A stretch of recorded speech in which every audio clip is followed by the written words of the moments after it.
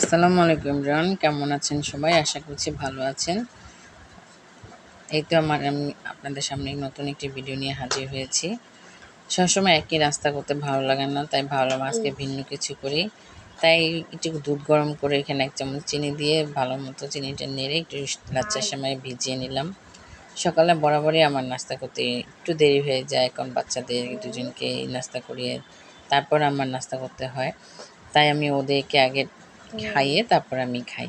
এই তো না, সেমাইটা করে আমি রান্নার কাজে চলে গেলাম। আজকে আমি করেছিলাম মূলা ভাজি, অল্প পরিমাণ করেছি।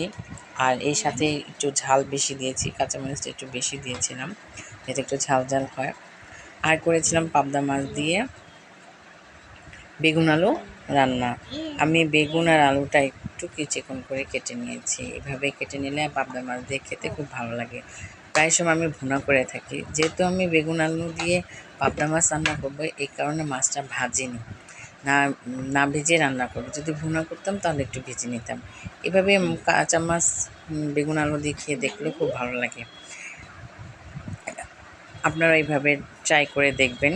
এক একজনের কাছে এক এক রকম মনে হয়, কিন্তু আমার কাছে এভাবেই ভালো লাগে। আর আমি তারপর এই রান্না প্রায় শেষ হয়ে আমার তরকারিটা হয়ে এসেছে, তাই এখানে মাছগুলো দিয়ে দিয়েছি।